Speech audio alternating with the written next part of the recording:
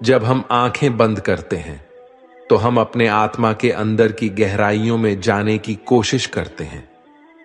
तो क्या हमें अपने असली मकसद का पता होता है? क्या हम जीवन के महत्वपूर्ण सवालों के जवाब खोजते हैं? भगवद गीता हमें एक ऐसे सफर पर ले जाती है जो हमारे आदर्शों, मूल्यों और मार्गदर्शन का स्रोत हो सकता है। यह ग्रंथ आत्मा के अद्वितीय रहस्यों को खोजने और जीवन के महत्वपूर्ण मुद्दों का समाधान करने में मदद करता है। नमस्कार दर्शकों, आप सभी का हमारे ट्रू लाइफ स्पिरिचुअल ज्ञान चैनल पर स्वागत है। इस वीडियो में आप जीवन में महत्वपूर्ण और बेहतर निर्णय लेने के लिए भगवान कृष्ण की शिक्षाओं के बारे में जानेंगे। तो वीडियो को ध्यान से अंत तक अवश्य सुने और वीडियो शुरू करने से पहले सच्चे दिल से कमेंट में जय श्री कृष्णा जरूर लिखें। तो आइए जानते हैं भगवान श्री कृष्ण की कुछ प्रमुख शिक्षाएं जिससे मनुष्य का जीवन बदल सकता है। श्री कृष्ण हिंदू पौराणिक कथाओं में सबसे प्रतिष्ठित शख्सियतों में से एक है और उनकी शिक्षाओं को भगवद गीता में प्रलिखित किया गया है। श्रीमद् भगवद गीता का ज्ञान आपकी सारी व्यर्थ की चिंताओं को समाप्त कर सकता है। गीता का ज्ञान मन की हर परेशानी और अशांति को नष्ट कर देता है। जब महाभारत का युद्ध होने वाला था तो अर्जुन बहुत ही चिंता करने लगे कि मेरे गुरु और पितामह भीष्म और मेरे सारे रिश्तेदार, मेरे सारे मित्र इस युद्ध में मारे जाएंगे और ना जाने कितने बेकसूर लोग इस युद्ध में मारे जाएंगे। ना जाने कितनी स्त्रियां विधवा हो जाएंगे, सब कुछ बर्बाद हो जाएगा। इस हस्तिनापुर की रौनक ही खत्म हो जाएगी। इन सबको मारकर अगर मैं जीत भी गया तो उस जीत का मतलब ही क्या जहां अपने ही ना रहे। तब अर्जुन को श्री कृष्ण ने गीता का ज्ञान देते हुए कहा कि तुम जिस भी चीज की चिंता कर रहे हो, जिसके लिए भी दुखी हो रहे हो, जिसके बारे में सोच सोच के इतना परेशान हो रहे हो, वो सब कुछ एक दिन नष्ट होने वाला है। वो आज नहीं तो कल वैसे भी मिट जाएगा। और जो अविनाशी आत्मा है वो कभी भी मर नहीं सकती, नष्ट नहीं हो सकती। तो चिंता और दुख किस बात के लिए करते हो? क्योंकि जो एक दिन नष्ट होने वाला है, मिटने वाला है, मरने वाला है, उसकी चिंता करके और उसका दुख करके तुम कर भी क्या लोगे? तुम चाहकर भी उसे रोक नहीं सकते, उसे बदल भी नहीं सकते। तो क्यों चिंता करके अपना जीवन नष्ट कर रहे हो? चिंता तुम्हारे मन को दुखी और रोगी बना देगी, कायर बना देगी, और जो नष्ट हो ही नहीं सकता उसकी चिंता करने की कोई जरूरत ही नहीं है। तो परिस्थिति को चाहे तुम जैसे देखो, तुम्हारी चिंता करना बिल्कुल व्यर्थ है। वास्तव में आप भी उन्हीं बातों के बारे में चिंता करते रहते हैं, सोचते रहते हैं, जिसे आप बदल नहीं सकते, जिसे आप चाहकर भी अपने नियंत्रण में नहीं कर सकते।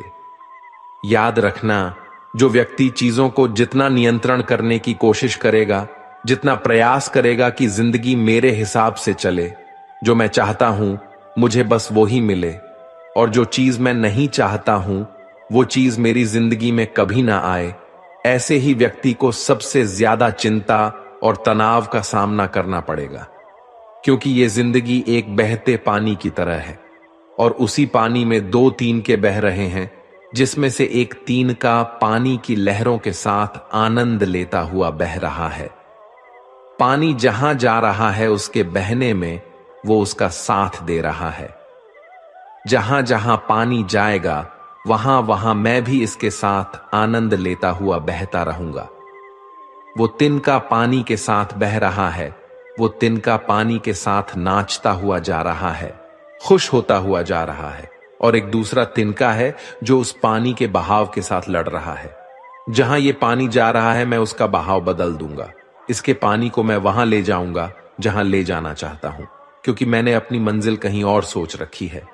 अब वो पानी के बहाव के साथ लड़ रहा है, किनारों से पत्थरों से टकरा रहा है, पर पानी के बहाव को वो बदल नहीं पा रहा है, बल्कि जितना कोशिश करता है पानी से लड़ने की, उतना ही दुखी और उतना ही परेशान हो रहा है। ये जिंदगी भी ऐसे ही बहते पानी की तरह आगे बढ़ती जाएगी। लेकिन अब हमें तय करना है कि हम किस तिनके की तरह बनना चाहते हैं। या तो हम चिंता करके, खुद को परेशान करके जिंदगी से लड़ते रहे, जिंदगी से शिकायतें करते रहे, या तो फिर हम उस दूसरे तिनके की तरह बने कि जहां जिंदगी जा रही है उसी में आनंद लेना शुरू कर दे, उसी में ही खुश रहना शुरू कर दे। हमारी हालत उस व्यक्ति के जैसी है कि एक बार एक राजा किसी नगर से गुजर रहा था। उस राजा ने मार्ग में देखा कि एक गरीब बूढ़ा व्यक्ति अपने सर पर लकड़ियों का गट्ठर बांध कर ले जा रहा था। राजा को उस व्यक्ति पर बहुत दया आई। राजा ने उस व्यक्ति से कहा कि तुम इतनी गर्मी में इतना बड़ा लकड़ियों का गट्ठर सर पर लेकर जा रहे हो, पसीने से लथपथ पड़े हो। फिर राजा कहता है कि आओ मेरे रथ पर बैठ जाओ और तुम्हें जहां जाना है मैं तुम्हें छोड़ दूंगा। तो वो व्यक्ति कहने लगा, महाराज मैं बहुत गरीब आदमी हूं, मैं आपके रथ पर कैसे बैठ सकता हूं, मैं तो आपके आगे बहुत छोटा हूं। राजा ने कहा कि मैं छोटा बड़ा अमीर गरीब नहीं मानता, मनुष्य को मनुष्य की मदद करनी चाहिए। अगर हमारे पास कोई ज्यादा है और अगर किसी को जरूरत है तो उसे वो चीज जरूर देनी चाहिए। तुम भी एक मनुष्य हो और मैं भी एक मनुष्य हूं, और अगर एक मनुष्य दूसरे मनुष्य की पीड़ा को नहीं समझेगा तो वो मनुष्य नहीं है, वो एक पशु के समान है। इसीलिए तुम मेरे रथ में आ जाओ, मैं तुम्हें तुम्हारी मंजिल पर छोड़ दूंगा। राजा के ऐसा कहने पर वो व्यक्ति राजा के रथ में बैठ गया।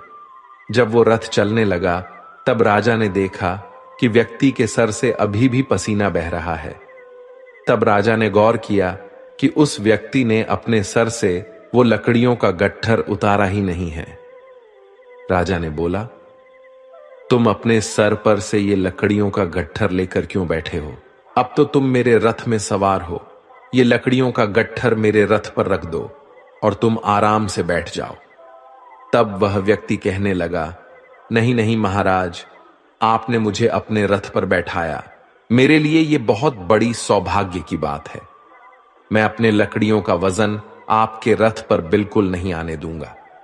तब उस राजा ने यह सुनते ही अपना सिर पकड़ लिया। यही कहानी हम सब की है। श्रीमद् भगवद गीता में भगवान कृष्ण कहते हैं कि अपनी हर चिंता, अपना हर दुख तुम मुझ पर छोड़ दो, मैं तुम्हारे हर दुख को दूर कर सकता हूं, मैं तुम्हारी हर चिंता को दूर कर सकता हूं। लेकिन यहां हर एक मनुष्य अपने सर पर चिंताओं का लकड़ियों का गट्ठर लेकर घूम रहा है।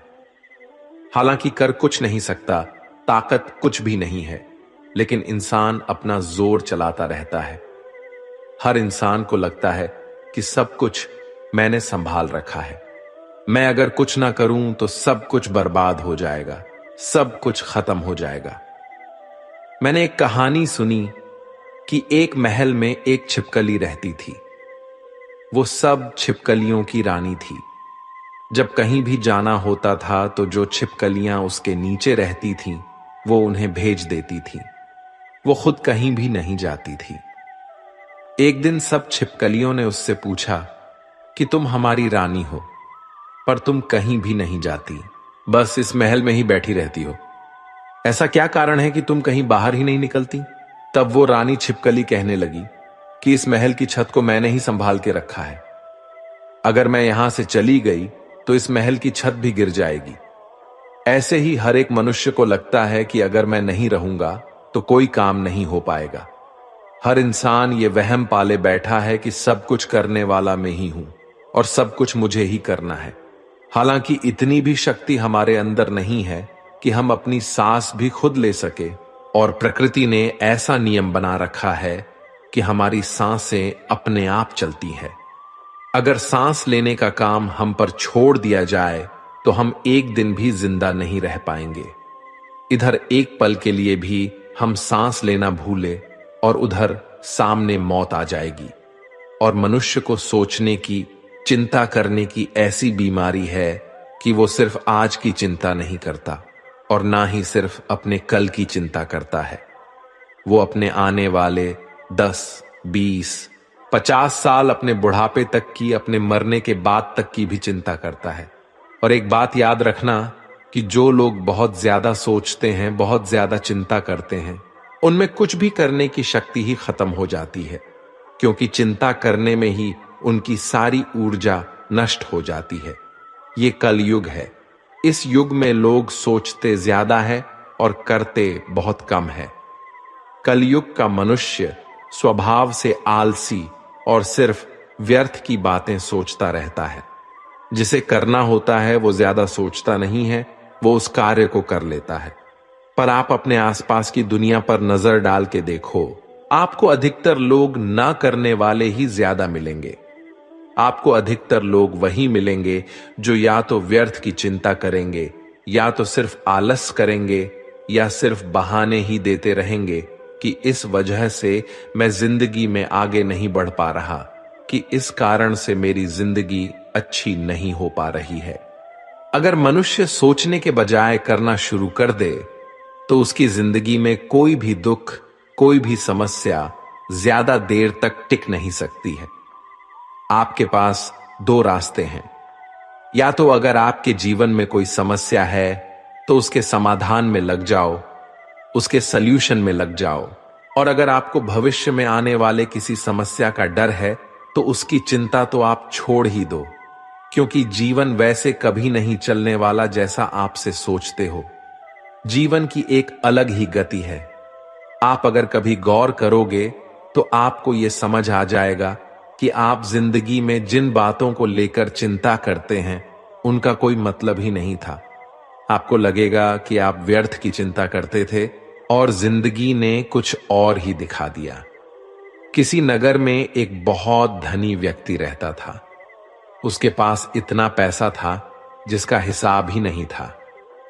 एक दिन उसने अपने सारे आदमियों को बुलाया जो उसका हिसाब किताब देखते थे, और उनसे कहा कि मेरे पास कितना पैसा है, कितनी संपत्ति है, उन सब का मुझे हिसाब दो कि आखिर मेरी कुल संपत्ति कितनी है। वो सारे हिसाब को देखने वाले उस सेठ की संपत्ति का हिसाब लगाने में लग गए। उन सबको उस संपत्ति का हिसाब लगाने में ही 10 दिन लग गए। 10 दिन के बाद जब हिसाबकर्ताओं ने मिलकर कहा कि आपके पास इतना पैसा है कि आपकी 7 पीढ़ियां बैठकर खा सकते हैं, उन्हें कोई काम करने की जरूरत नहीं है। जब उस व्यक्ति ने यह सुना कि मेरे पास इतना धन है कि मेरी 7 पीढ़ियां बैठकर खा सकती है, उन्हें कोई काम करने की जरूरत नहीं है, तो वो व्यक्ति रोने लगा। फिर सब हिसाबकर्ताओं ने पूछ लिया कि आप रो क्यों रहे हैं, आपके पास तो अपार संपत्ति है। तब वो धनी व्यक्ति कहने लगा कि आप लोगों ने कहा कि मेरी 7 पीढ़ियां बैठकर खा सकती हैं, उन्हें कोई काम करने की जरूरत नहीं है। लेकिन जब 8वीं पीढ़ी आएगी तो उसका क्या होगा?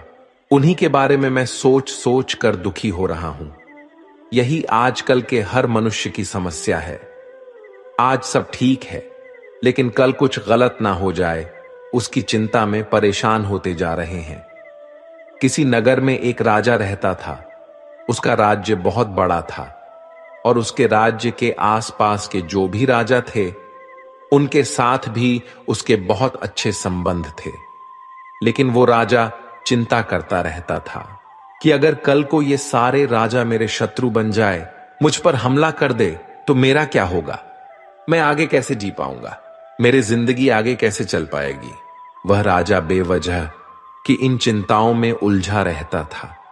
एक दिन वह अपने गुरुवर के पास गया और गुरुवर को जाके उसने बताया कि मुझे बहुत चिंता होती है कि ये जितने भी राजा मेरे राज्य के आसपास रहते हैं, कल को अगर ये मेरे शत्रु हो गए और मुझ पर इन्होंने हमला कर दिया तो मैं कहां जाऊंगा? गुरुवर उस राजा का मन समझ गए और उन्होंने उस राजा से कहा कि तुम्हारे नगर में एक महिला रहती है, तुम उसके पास जाओ, उसे बहुत सारा धन और बहुत सारा अनाज देकर आओ, तो तुम्हें तुम्हारी समस्या का समाधान मिल जाएगा। वो राजा बहुत सारा सोना लेकर, बहुत सारा अनाज लेकर उस महिला के पास गया। उसको दान देने के लिए जब राजा उस महिला के घर पहुंचा तो राजा ने उस महिला से कहा कि ये सारा धन को तुम रख लो, ये सारा अनाज भी तुम रख लो, उसके बाद तुम्हारा जीवन बड़े आराम से गुजरेगा। राजा की इस बात को सुनने के बाद उस महिला ने राजा से वो धन, वो अनाज लेने से मना कर दिया। वो महिला राजा से कहने लगी कि मेरे पास आज खाने के लिए भोजन है, मैं कल के लिए अपने घर में भोजन नहीं रखती हूं। मुझे ईश्वर पर पूरा भरोसा है कि जिसने मुझे आज खिलाया है वो मुझे कल भी खिलाएंगे, क्योंकि जितना मैं संग्रह करूंगी फिर मुझे उस सामान की चिंता करनी पड़ेगी, फिर मुझे उस सामान को संभालना पड़ेगा। इससे तो बेहतर है कि जो ईश्वर मुझे आज तक संभाल रहा है मैं उसी के भरोसे खुद को छोड़कर जीती हूं, क्योंकि जो आज तक खिलाता आया है वो आगे भी खिलाता ही रहेगा। तो श्रीमद् भगवद गीता का ज्ञान हमें यही सिखाता है। गीता में श्री कृष्ण अर्जुन को यही बात बार बार कह रहे हैं कि हे अर्जुन, अपनी सारी चिंताएं, अपने मन के सारे विचार तुम मुझ पर सौंप दो, अपने मन को हल्का कर दो, क्योंकि चिंता करके तुम सिर्फ दुख प्राप्त कर रहे हो। कभी देखा है किसी ने कि चिंता करके किसी इंसान को खुशी मिली हो, या चिंता करके किसी इंसान को अपनी समस्या का समाधान मिला हो? अगर गहराई से देखा जाए तो चिंता एक मानसिक बीमारी है। चिंता वही इंसान करता है जो कर्म में नहीं लगता, जो कर्म में न लगकर विचारों में लग जाता है। जो व्यक्ति कर्म में लगा रहेगा उसे चिंता करने का समय ही नहीं मिलेगा, और जो व्यक्ति कर्म का त्याग कर देगा वो अपने खाली समय में चिंता ही करता रहेगा। तो अपने आप को कर्म में लगाओ। जैसे ही श्री कृष्ण ने अर्जुन को उसका कर्म याद दिलाया कि तुम्हें अपना कर्म करना है, ये सब सोचना विचार करना तुम्हारा धर्म नहीं है। तुम क्षत्रिय हो और तुम्हारा कर्म क्या है? अधर्मियों का नाश करना, जो अन्याय करते हैं, जो अत्याचार करते हैं, उनको नष्ट करना, ना कि फालतू की बातों को सोचना। वो तुम्हारा काम नहीं है। तुम दुनिया के भगवान नहीं हो। तुम कुछ नियंत्रण नहीं कर सकते हो, क्योंकि ये जीवन बस बहता जा रहा है। कब हम बच्चे से जवान हो जाते हैं, कब जवान से बूढ़े हो जाते हैं, और कब बुढ़ापे से मृत्यु की ओर चले जाते हैं, कुछ भी हमारे नियंत्रण में नहीं हो पाता। यहां हर इंसान जीना चाहता है, कोई नहीं मरना चाहता, लेकिन फिर भी सबको मरना पड़ता है। यहां हर एक इंसान जवान रहना चाहता है, लेकिन फिर भी सब बूढ़े होते जाते हैं। इस छोटी सी चीज को हम समझ ले कि ये जिंदगी बस बहती जा रही है और हम इसे नियंत्रण नहीं कर सकते। बस जो हो रहा है उसमें अपने लिए एक खुशियां और आनंद से भरी एक जिंदगी हासिल करनी है, और वह जिंदगी लड़के या चिंता करके नहीं बल्कि खुश होकर जीनी है। तुम बिना किसी कारण की चिंता करते हो और बेवजह ही घबराते हो। तुम तो आत्मा हो जिसे ना तो कोई मार सकता है और ना ही जला सकता है। यही जीवन की सच्चाई है जिसे प्रत्येक व्यक्ति को जानना चाहिए। गीता में लिखा है कि जिस इंसान की सोच और नीयत अच्छी होती है, भगवान खुद उसकी मदद करने के लिए किसी ना किसी रूप में जरूर आती है। गीता में श्री कृष्ण कहते हैं कि जो मौन को समझ ले वो पूजनीय होता है, फिर चाहे वो मां हो, पत्नी हो, प्रेमी हो या परमेश्वर। श्री कृष्ण का कहना है कि मनुष्य को अपने कर्मों के संभावित परिणामों से प्राप्त होने वाली विजय या पराजय, लाभ या हानि, प्रसन्नता या दुख इत्यादि के बारे में सोचकर चिंता से ग्रसित नहीं होना चाहिए। गीता में लिखा है कि जिस मनुष्य ने कभी विपत्तियां नहीं देखी उसे अपनी ताकत का एहसास कभी नहीं होगा। विपत्तियां हर मनुष्य को अंदर से मजबूत बनाती है। प्रशंसा चाहे कितनी भी करो, परंतु अपमान बहुत सोच समझकर करना चाहिए, क्योंकि अपमान वो उधार है जो अवसर मिलने पर हर व्यक्ति ब्याज के साथ चुकाता है। गीता में श्री कृष्ण कहते हैं कि अहंकार ही हर मनुष्य का विनाश करता है। अहंकार में आकर व्यक्ति अक्सर ही गलत कार्य कर बैठता है, जिसके बुरे परिणाम उसे आगे चलकर भुगतने पड़ते हैं। गीता के अनुसार मनुष्य को अपने दिमाग पर पूरा नियंत्रण रखना चाहिए। यदि हम इसे नियंत्रित नहीं करते हैं तो हमारा अपना दिमाग एक दुश्मन की तरह काम करता है। गीता में श्री कृष्ण कहते हैं कि जीवन के सच्चे साथी दो ही हैं, एक अपना किया हुआ कर्म और दूसरा परमात्मा। शेष तो सब यही मिले हैं और यही बिछड़ जाएंगे। श्री कृष्ण कहते हैं कि हमेशा सही के साथ खड़े रहो, भले अकेले ही क्यों ना खड़ा रहना पड़े। गीता में लिखा है कि अपने बीते हुए कल को त्याग देना चाहिए, क्योंकि उसका प्रभाव आने वाले कल को दूषित करता है। गीता सार में श्री कृष्ण ने कहा है कि हर इंसान की धारा जन्म मरण के चक्र को जान लेना बेहद आवश्यक है, क्योंकि मनुष्य के जीवन का मात्र एक ही सत्य है और वो है मृत्यु। जिस मनुष्य ने इस दुनिया में जन्म लिया है उसे एक दिन इस संसार को छोड़कर जाना ही है, और यही इस दुनिया का अटल सत्य है। मनुष्य को मृत्यु से कभी भी भयभीत नहीं होना चाहिए। मृत्यु जीवन की अटल सच्चाई है। मृत्यु के प्रतिभाएं ही मनुष्य के वर्तमान खुशियों को खराब कर देता है। इसलिए मन में किसी भी तरह का डर नहीं रखना चाहिए। श्री कृष्ण कहते हैं, शरीर नश्वर है पर आत्मा अमर है। यह तथ्य जानने पर भी व्यक्ति अपने इस नश्वर शरीर पर घमंड करता है, जो कि बेकार है। शरीर पर घमंड करने की बजाय मनुष्य को सत्य स्वीकार करना चाहिए। जिंदगी में कभी उदास मत होना, कभी नाराज नहीं होना। यह जिंदगी एक संघर्ष से चलती रहेगी। बस तुम अपना जीने का अंदाज ना खोना। जो इंसान आपके बुरे समय में आपका भागीदार है, अपने अच्छे समय का सच्चा भागीदार वही है। हम अपने आप को भगवान के समक्ष अर्पित कर दें, यही सबसे उत्तम सहारा है और भय, चिंता और शोक से मुक्ति पाने का एक सर्वश्रेष्ठ मार्ग भी है। यदि आप चाहते हैं सभी आपसे प्रेम करें, तो प्रेम की शुरुआत पहले आपको करनी होगी, क्योंकि प्रकृति का नियम है, जो बोया है वो ही निकलेगा। सदैव संदेह करने वाले व्यक्ति के लिए प्रसन्नता ना इस लोक में है, ना ही कहीं और। मनुष्य अपने विश्वास से निर्मित होता है। जैसा वो विश्वास करता है वैसा वो बन जाता है। मन की गतिविधियों, होश, विश्वास और भावनाओं के माध्यम से भगवान की शक्ति सदा तुम्हारे साथ है और लगातार तुम्हें बस एक साधन की तरह प्रयोग करके सभी कार्य कर रही है। उससे मत डरो, जो वास्तविक नहीं है, न कभी था न कभी होगा। जो वास्तविक है वो हमेशा था और उसे कभी नष्ट नहीं किया जा सकता। व्यक्ति जो चाहे बन सकता है, यदि वह विश्वास के साथ इच्छित वस्तु पर लगातार चिंतन करे। हर व्यक्ति का विश्वास उसकी प्रकृति के अनुसार होता है। मैं उन्हें ज्ञान देता हूं जो सदा मुझसे जुड़े रहते हैं और जो मुझसे प्रेम करते हैं।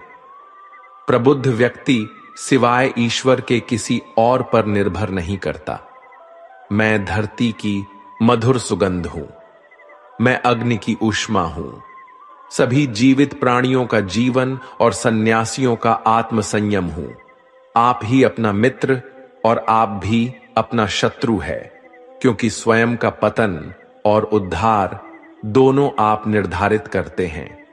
गीता में कहा गया है, जो इंसान किसी की कमी को पूरी करता है वो सही अर्थों में महान होता है। जब तक शरीर है तब तक कमजोरियां तो रहेगी ही, इसलिए कमजोरियों की चिंता छोड़ो और जो सही कर्म है उस पर अपना ध्यान लगाओ। किसी का अच्छा ना कर सको तो बुरा भी मत करना, क्योंकि दुनिया कमजोर है लेकिन दुनिया बनाने वाला नहीं। सच्चा धर्म यह है कि जिन बातों को इंसान अपने लिए अच्छा नहीं समझता उन्हें दूसरों के लिए भी प्रयोग ना करे। बिना फल की कामनाएं ही सच्चा कर्म है। ईश्वर चरण में हो, समर्पण वही केवल धर्म है। जो मन को नियंत्रित नहीं करते उनके लिए वह शत्रु के समान कार्य करता है। गीता में कहा गया है, कोई भी अपने कर्म से भाग नहीं सकता। कर्म का फल तो भुगतना ही पड़ता है। जब इंसान अपने काम में आनंद खोज लेते हैं, तब वे पूर्णता प्राप्त करते हैं। इतिहास कहता है कि कल सुख था, विज्ञान कहता है कि कल सुख होगा, लेकिन धर्म कहता है अगर मन सच्चा और दिल अच्छा हो तो हर रोज सुख होगा। ज्यादा खुश होने पर और ज्यादा दुखी होने पर निर्णय नहीं लेना चाहिए, क्योंकि यह दोनों परिस्थितियां आपको सही निर्णय नहीं लेने देती हैं। कार्य का अत्यधिक महत्व होता है और व्यक्ति को हमेशा परिणामों की चिंता किए बिना पूरे समर्पण के साथ काम करना चाहिए। इच्छाएं आती है और चली जाती है, लेकिन आप एक निरपेक्ष साक्षी बने रहे और बस इसका आनंद ले। इच्छाएं किसी व्यक्ति को कभी परेशान नहीं कर सकती। भगवान हमेशा हमारे साथ और आसपास होते हैं। इससे कोई फर्क नहीं पड़ता कि हम क्या कर रहे हैं। दुष्ट लोग केवल समझाने मात्र से समझ जाते तो यकीन मानो महाभारत का युद्ध कभी ना होता। फल की जिज्ञासा छोड़कर कर्म करने वाला इंसान ही सदैव अपने जीवन को सफल बना पाता है। उन लोगों के लिए जिन्होंने खुद पर विजय प्राप्त की है, आत्मशक्ति उनकी दोस्त है, मगर यह उन लोगों के लिए दुश्मन है जिन्होंने कभी खुद को नहीं पाया है। जिस इंसान को आपकी कदर नहीं है, उस इंसान के साथ खड़े होने से अच्छा है आप अकेले रहे। आप कभी भी अपने जीवन में कामयाब नहीं बन सकते अगर आप अपने अतीत को याद करके परेशान रहते हो। वासना, क्रोध और लालच नरक के 3 दरवाजे हैं। हर व्यक्ति का विश्वास उसकी प्रकृति के अनुसार होता है। मैं उन्हें ज्ञान देता हूं जो सदा मुझसे जुड़े रहते हैं और जो मुझसे प्रेम करते हैं। मेरी कृपा से कोई सभी कर्तव्यों का निर्वाह करते हुए भी बस मेरी शरण में आकर अनंत अविनाशी निवास को प्राप्त करता है।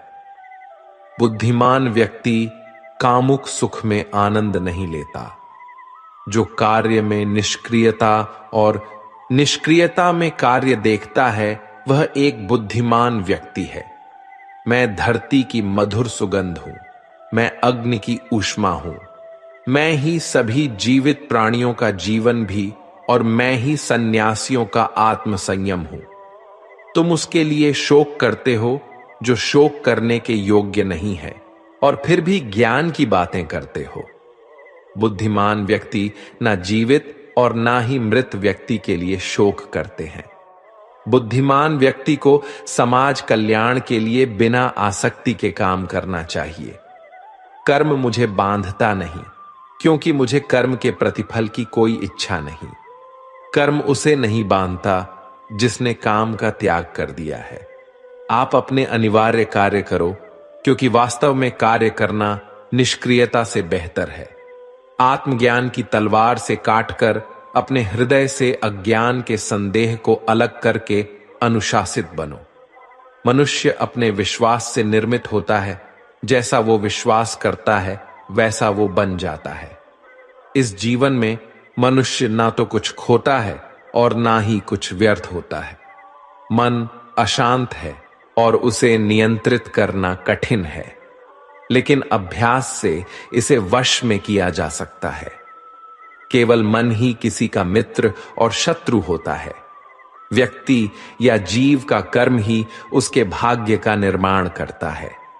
जब मानव अपने कार्य में आनंद खोज लेता है, तब वह पूर्णता प्राप्त कर लेता है।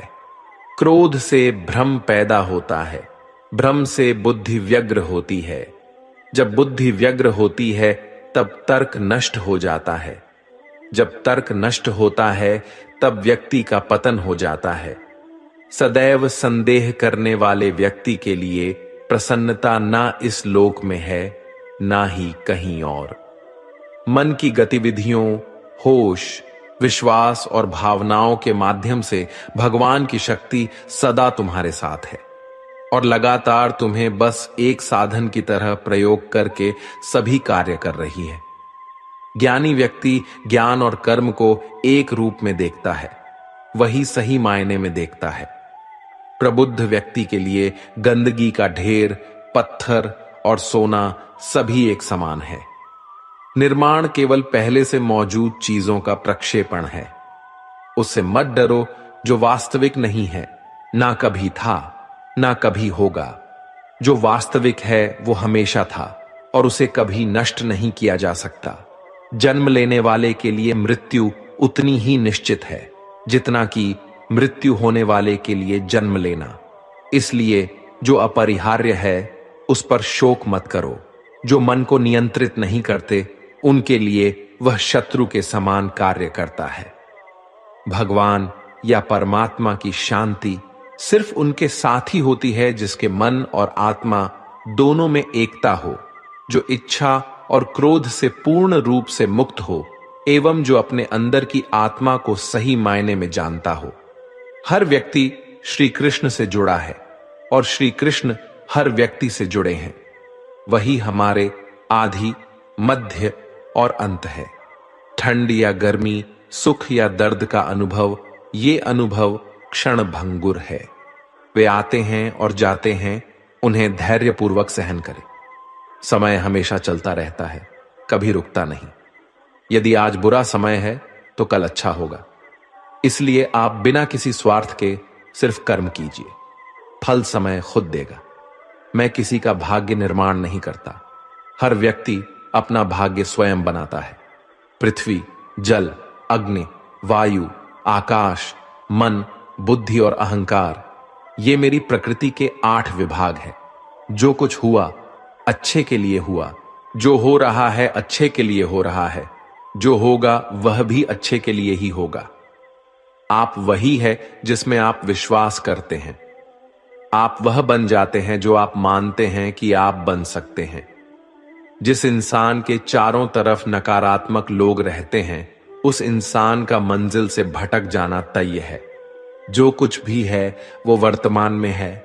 जो बीत गया है वो नहीं आएगा, और जो आने वाला है उसकी चिंता नहीं, बल्कि खुले हाथों से इसका स्वागत करें। भ्रम और संदेह से परे जब आप भगवान से प्यार करते हैं तो आप हर चीज से प्यार करते हैं। मन उन लोगों के लिए दुश्मन की तरह काम करता है जो इसे नियंत्रित नहीं करते हैं, और जिसने अपने मन को जीत लिया है उसके लिए मन सबसे अच्छा मित्र है। सत्य कभी नष्ट नहीं हो सकता। अच्छा करने से नहीं डरना चाहिए। कर्म का धर्म से अधिक महत्व है, क्योंकि धर्म करके भगवान से मांगना पड़ता है, पर कर्म करने पर भगवान स्वयं फल देता है। इंसान कर्म करने में मनमानी कर सकता है, लेकिन फल मांगने में नहीं। तुम कृष्णा की तलाश करो, कृष्णा स्वयं तुम्हें ढूंढ लेंगे। कृष्ण कहते हैं कि मनुष्य अपने कार्यों के अनुसार ही उन्नति व अवनति प्राप्त करते हैं। यह जीवन अगले जीवन की तैयारी है। मनुष्य को सदा अच्छे कार्य करने चाहिए। कृष्ण कहते हैं, इस जगत में मनुष्य भौतिक वस्तुओं का भोग कर सकता है। अगर वे चाहे तो सब कुछ छीन सकते हैं। मनुष्य कुछ भी नहीं कर सकता। राधा कृष्ण की कृपा पाने के लिए हृदय में भक्ति जगाना होगा। जिसमें यह भक्ति जागृत है वह बड़ा भाग्यवान है। तुमने यदि किसी वस्तु की इच्छा की और यदि वह इच्छा कृष्ण के अनुकूल नहीं है तो उस कार्य में सफलता नहीं मिलेगी। कृष्ण कहते हैं, यह बात हमेशा याद रखो, कैसे भी हालात हो। किसी प्रकार का अन्याय, पाप या किसी भी गलत बात का समर्थन नहीं करोगे, चाहे वह पति या पुत्र ही क्यों ना हो। इस संसार में विभिन्न कलाएं हैं और इस कला में एक अच्छी कला है किसी के दिल में समा जाने और उसे छू लेना। जो व्यक्ति अंतिम समय कृष्ण का चिंतन करता है, कृष्ण को प्राप्त होता है। मनुष्य को चाहिए वह अंतिम क्षणों में कृष्ण का चिंतन करे। जिस प्रकार पानी में तैरती नाव को तेज वायु बहा ले जाती है, उसी प्रकार विचारशील इंद्रियों में से कोई एक जिस पर मन लगा रहता है वह मनुष्य की बुद्धि हर लेती है। इसीलिए इंद्रियों को कृष्ण भावना में लगना चाहिए। भगवान श्री कृष्ण का एक मंत्र, वो प्रार्थना मोक्ष प्राप्त कर सकता है। हरे कृष्णा हरे कृष्णा हरे कृष्णा हरे हरे हरे राम हरे राम हरे राम राम राम हरे हरे। भगवान कृष्ण को जान लेने से मनुष्य जन्म मरण के बंधनों से मुक्त हो जाता है। कृष्ण कहते हैं, लोग जिस भाव से मुझे ग्रहण करते हैं उसी के अनुसार उन्हें फल मिलता है। महाभारत युद्ध में कृष्ण भगवान यह दिखाना चाहते थे कि पाप की हार होती है और सत्य की जीत। अहंकार करने पर इंसान की प्रतिष्ठा, वंश, वैभव तीनों ही चले जाते हैं। विश्वास ना हो तो रावण, कौरव और कंस का अंत देख लो। जब घर से बाहर निकले तो प्रभु कृष्ण के सामने झुककर कहे, हे प्रभु, मैं आपसे मिलकर जा रहा हूं, शीघ्र लौटूंगा। क्योंकि भगवान भी आपके लौटने का इंतजार करते हैं। कृष्णा के लिए खर्च की गई कोई चीज कभी व्यर्थ नहीं जाती, चाहे वह सांस हो या वक्त। कृष्ण कहते हैं, मनुष्य शरीर त्याग करते समय जिस भाव का चिंतन करता है उसी भाव अनुसार उसका अगला जन्म निश्चित हो जाता है। मनुष्य को अपने जीवन के उद्देश्य को समझना चाहिए। एक पशु दूसरे पशु का वध करता है तो यह पाप नहीं, लेकिन मनुष्य स्वार्थ के लिए पशु का वध करता है तो वह पाप है। जिंदगी में हम कितने गलत हो या सही, सिर्फ दो लोग जानते हैं, आत्मा और परमात्मा। राधा कृष्ण का नाम मानो एक अनमोल रत्न है जिसका मूल्य पाया नहीं जा सकता। इस संसार में मूर्ख व्यक्ति, अधर्मी, अज्ञानी व नास्तिक प्रकृति का व्यक्ति मेरी शरण स्वीकार नहीं कर सकता।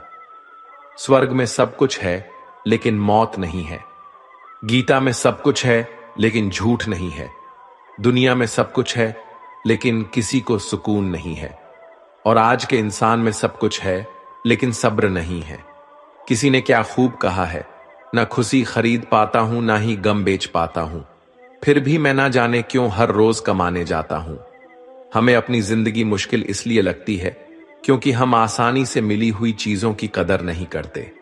अपने कर्म बहुत ध्यान से कीजिए साहब, क्योंकि ये कलयुग है। यहां ना किसी की दुआ खाली जाती है और ना ही किसी की बद दुआ। इंसानियत दिल में होती है, हैसियत में नहीं। ऊपर वाला कर्म देखता है, वसीयत नहीं। खुद की तुलना किसी और से कभी ना करे, क्योंकि भगवान ने आपके जैसा किसी को भी नहीं बनाया। इसका मतलब है कि आप अपने आप में सर्वश्रेष्ठ हैं। अपने अतीत को बिना पछतावे के स्वीकारें, वर्तमान को आत्मविश्वास के साथ संभालें और भविष्य का बिना किसी डर के सामना करें। हर सपने को अपनी सांसों में रखें, हर अनुभव को अपनी बाहों में रखें।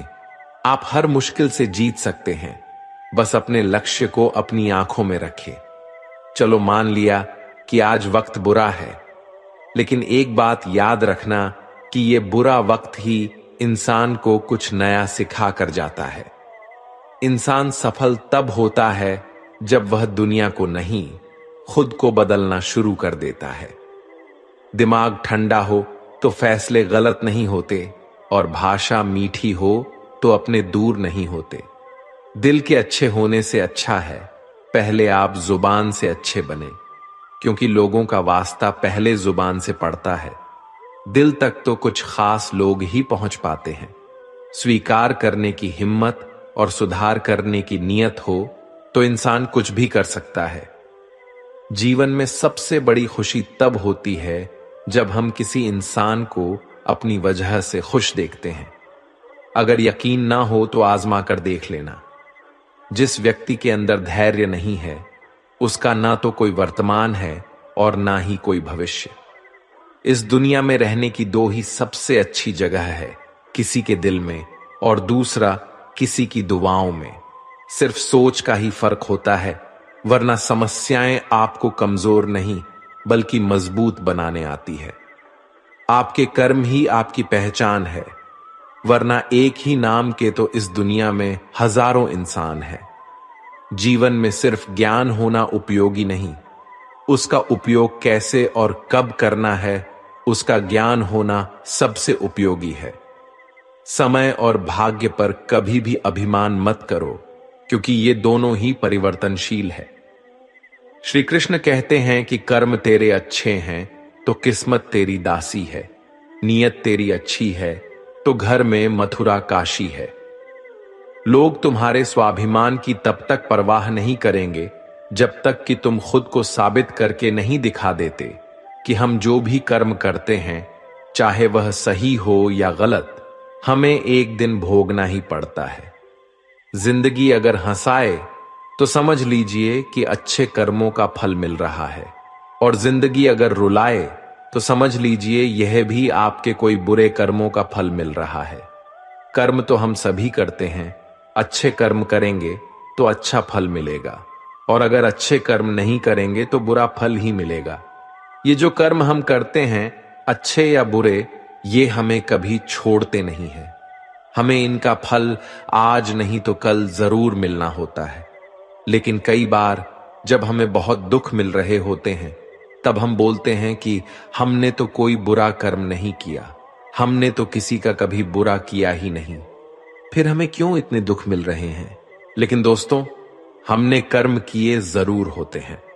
अगर इस जन्म में नहीं किए तो पुराने जन्म में किए होंगे, और पुराने जन्म का तो हमें याद नहीं होता ना, क्योंकि हम इंसान तो चालाकियां कर सकते हैं, लेकिन उस भगवान से नहीं। कर्मों का सिद्धांत बड़ा ही सरल है, जैसा आप किसी को दोगे वैसा ही आपको वापस मिलेगा। तो अपने मन से फैसला कर लीजिए कि आपको क्या चाहिए। अगर आप इस ब्रह्मांड को सकारात्मक ऊर्जा दोगे तो आपको भी सकारात्मक ऊर्जा ही मिलेगी। जिंदगी का बस एक ही उसूल है यहां, तुझे गिरना भी खुद है और संभालना भी खुद है। कभी सुख, कभी दुख, तो कभी बारिश। यही तो जिंदगी के रंग है, इसके बिना जिंदगी बेरंग है। बड़े होंगे तो जिएंगे जिंदगी अपने हिसाब से। बचपन के इस ख्याल पर अब बहुत हंसी आती है। एक दूसरे के लिए जीना ही जिंदगी है, इसलिए हमेशा उन्हें वक्त दो जो तुम्हें दिल से चाहते हो। कुछ गलत फैसले जिंदगी का सही मतलब सिखा देते हैं। जो जिंदगी के दर्द को हंसते हंसते सहन करता है, वही मंजिल की हर राह को पाता है। जिंदगी की हकीकत को बस हमने इतना ही जाना है, दर्द में अकेले है और खुशियों में सारा जमाना है। मृत्यु से वही डरता है जो सत्य से अनजान रहता है, मृत्यु ही हम सबकी मंजिल है।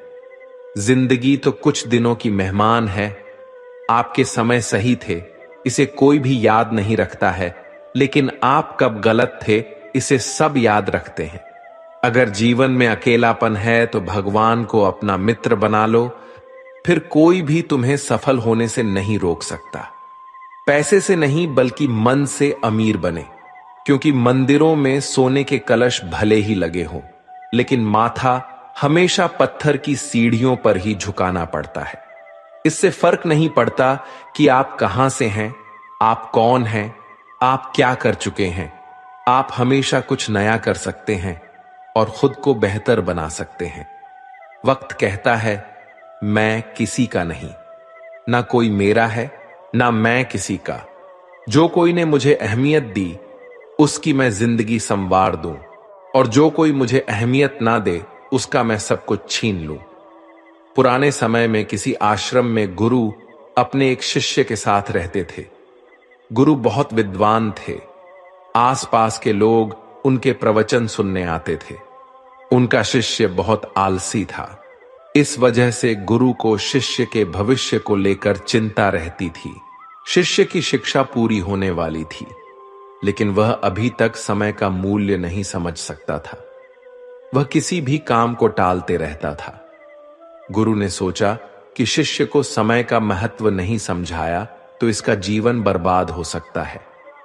एक दिन गुरु ने आलसी शिष्य को एक पत्थर देते हुए कहा कि यह पारस पत्थर है, इससे तुम जितना चाहो उतना सोना बना सकते हो, लेकिन तुम्हारे पास सिर्फ 2 ही दिन है, इससे तुम्हारा भविष्य सुधर सकता है।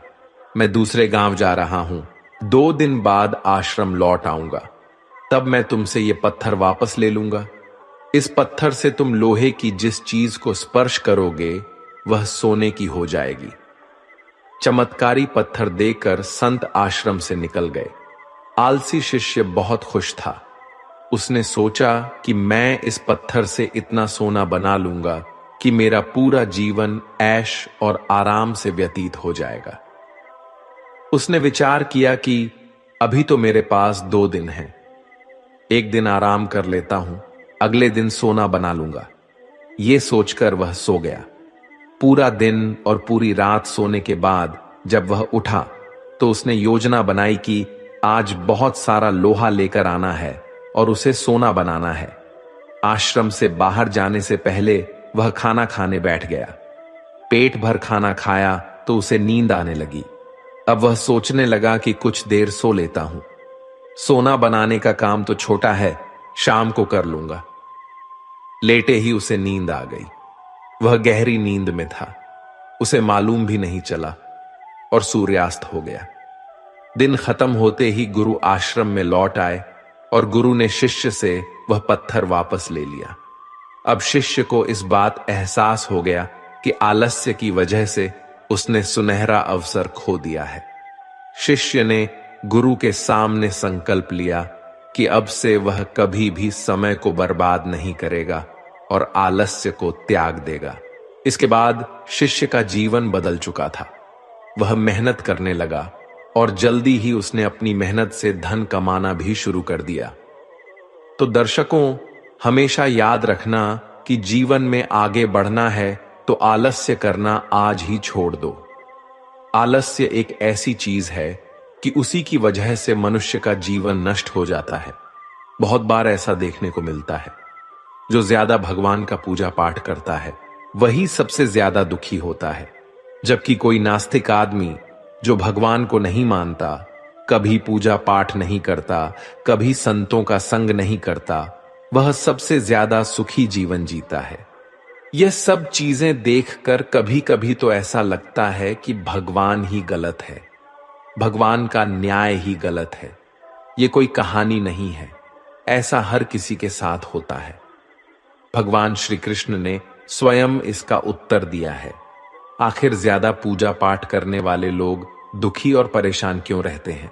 इसका उत्तर भगवान श्री कृष्ण ने श्रीमद् भागवत गीता के माध्यम से बड़ी स्पष्टता के साथ बताया है। दोस्तों, बात द्वापर युग की है, जब भगवान श्री कृष्ण और अर्जुन के बीच संवाद हो रहा था।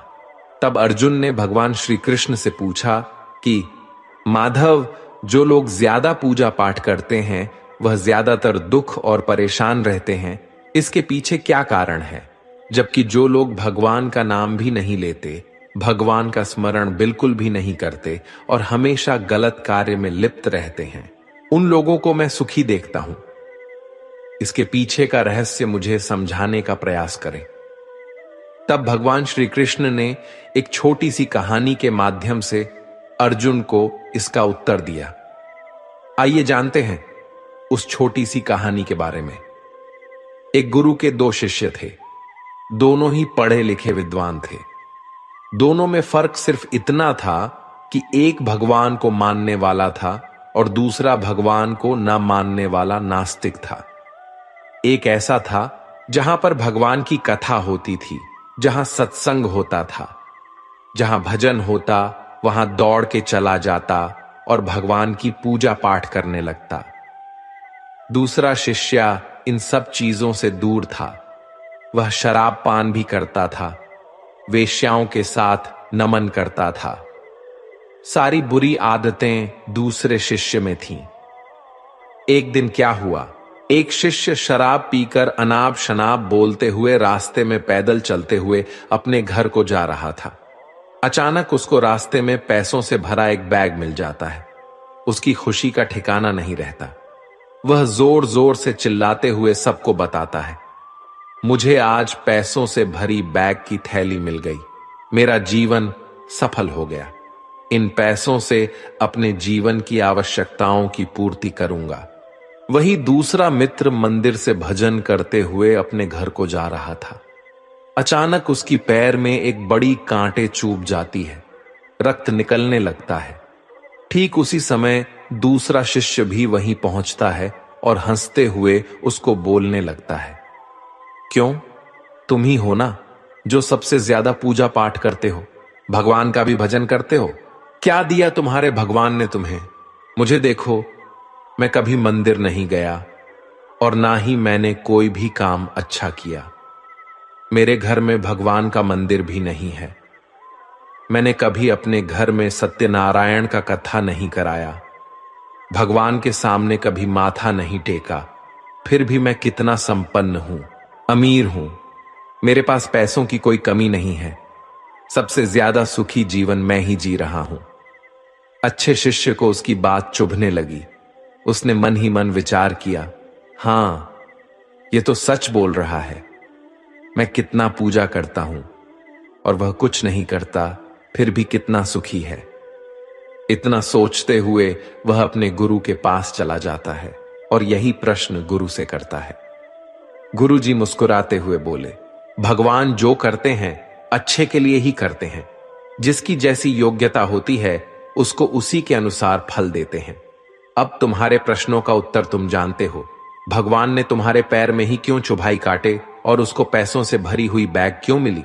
सुनो, तुमने पिछले जन्म में बहुत पाप किया था, इसीलिए तुम्हारी आज मौत होने वाली थी।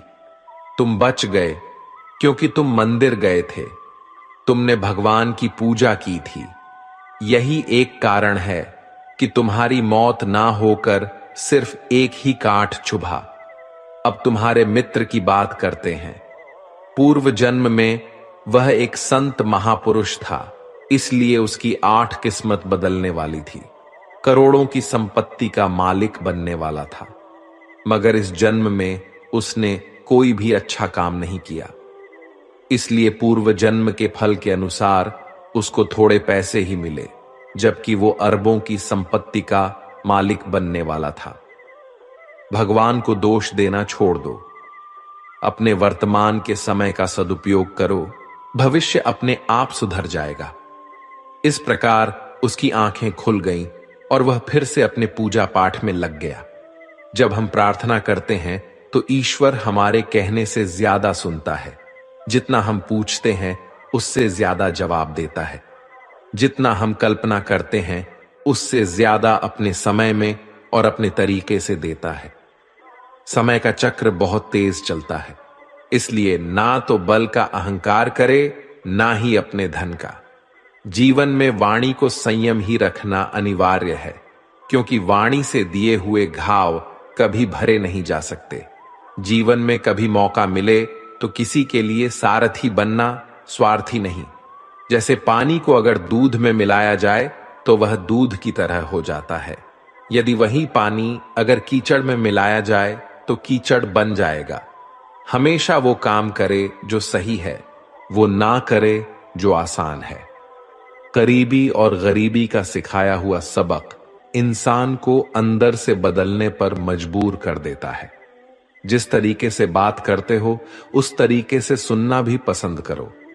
ईश्वर को अपना सबसे करीबी दोस्त बना लो, क्योंकि परमात्मा ही एक ऐसा है जो तब तक साथ देते हैं जब सारी दुनिया हमारा साथ छोड़ देती है।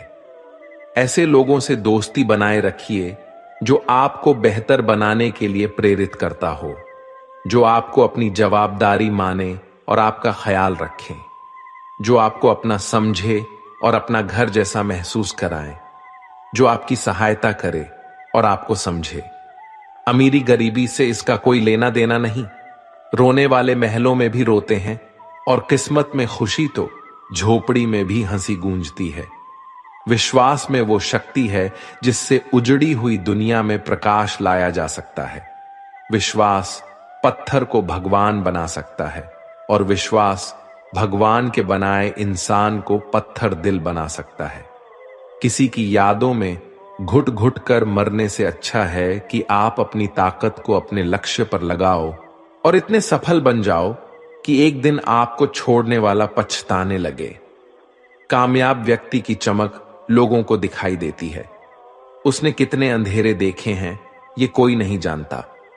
यदि सपने सच नहीं हो रहे हो तो रास्ते बदल लो, सिद्धांत नहीं। दोस्तों, यह वीडियो आपके लिए उपयोगी और आध्यात्मिक ज्ञान प्रदान करने का प्रयास है। अगर आपको यह वीडियो पसंद आया हो और आप इस यात्रा के साथ जुड़ना चाहते हैं तो कृपया हमारे चैनल को सब्सक्राइब करें ताकि आप हमारे नए वीडियो की नोटिफिकेशन प्राप्त कर सकें। आपके अपने राय और सुझावों का हमें निरंतर स्वागत है, इसलिए कृपया वीडियो के नीचे कमेंट करें और हमें बताएं कि आपको क्या और कैसे पसंद आया। आखिर में इस वीडियो को लाइक करें और इसे अपने दोस्तों और परिवार के साथ शेयर करने में मदद करें। धन्यवाद। जय श्री कृष्ण।